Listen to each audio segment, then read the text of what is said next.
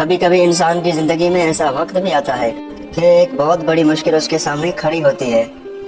جب مصیبتیں، پریشانیاں اسے ہر طرف سے گھیر لیتی ہیں، جب اسے لگتا ہے کہ اس مصیبت سے نکلنے کا کوئی راستہ نہیں ہے، وہ مایوس اور نا امید ہو جاتا ہے۔ ایسا ہی ایک ہرنی کے ساتھ ہوا۔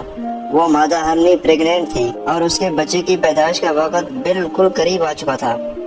وہ ہرنی جنگل میں ادھر ادھر گھوم رہی تھی اور کوئی محفوظ جگہ تلاش کر رہی تھی۔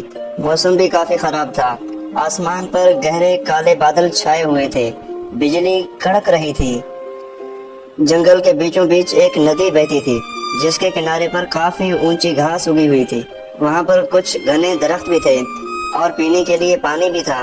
ہرنی کو وہ جگہ بچے کو جنم دینے کے لیے مناسب لگی، لیکن وہ نہیں جانتی تھی کہ یہاں پر کون کون سی مصیبتیں اس کا انتظار کر رہی ہیں۔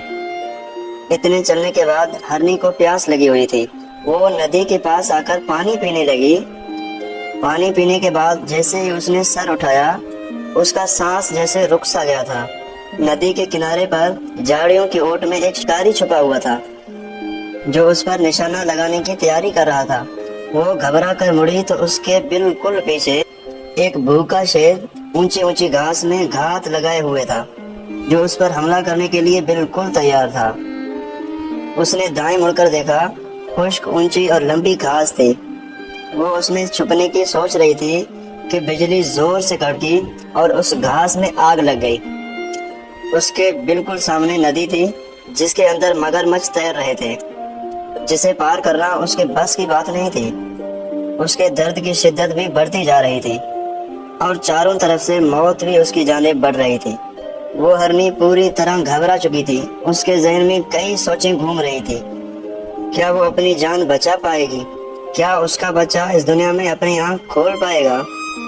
اس کی جان بچ سکے گی یا وہ اپنے بچے کے ساتھ اس آگ میں زندہ جل جائے گی، یا وہ بھوکے شیر کی خوراک بن جائے گی، اور یا پھر شکاری کا تیر اس کے جسم کے آر پار ہو جائے گا، یا پھر ندی کا تیز بہاؤ اس کو اور اس کے بچے کو بہا لے جائے گا، یا پھر وہ ندی کے اندر موجود مگرمچھوں کی خوراک بن جائے گی۔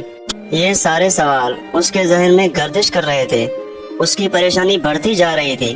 اسے صاف نظر آ رہا تھا کہ اب اسے بچنے کا کوئی راستہ نہیں۔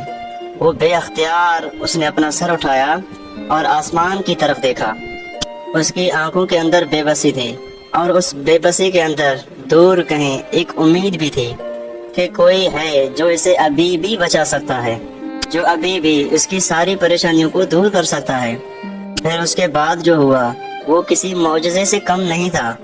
شکاری نے جیسے ہی نشانہ لگانے کے لیے کمان کھینچی، عین اسی وقت زور سے بجلی چمکی اور اس کی چمک شکاری کی آنکھوں میں پڑی اور شکاری کا نشانہ خطا ہو گیا، اور تیر مادہ ہرنی کے پاس سے گزرتا ہوا سیدھا جا کر شیر کو لگا۔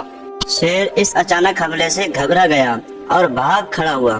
ساتھ ہی زور کی بارش شروع ہو گئی اور گھاس میں لگی ہوئی تیز آگ بھی بجھ گئی۔ بارش سے بچنے کے لیے شکاری بھی وہاں سے چلا گیا۔ ایک لمحے میں سارا منظر بدل گیا۔ وہ مقام اب مادہ ہرنی کے لیے بالکل محفوظ ہو چکا تھا۔ اس نے آرام سے اپنے بچے کو جنم دیا۔ اب وہ اور اس کا بچہ دونوں بالکل محفوظ تھے۔ دوستو، اس کہانی میں ہمارے لیے ایک بہت بڑا سبق ہے۔ زندگی میں چاہے کتنی بھی مشکلیں آ جائیں، ان سے نکلنے کا کوئی نہ کوئی راستہ ضرور ہوتا ہے۔ تو اس وقت ہمیں ناامید نہیں ہونا چاہیے اور اپنے خدا پر بھروسہ رکھنا چاہیے۔ وہ ضرور ہر مشکل سے ہمیں ضرور نکالے گا۔ دوستو، زندگی میں ہر روز کچھ نیا سیکھیں، اچھا سیکھیں، لوگوں کے لیے بھلائی کا کام کریں۔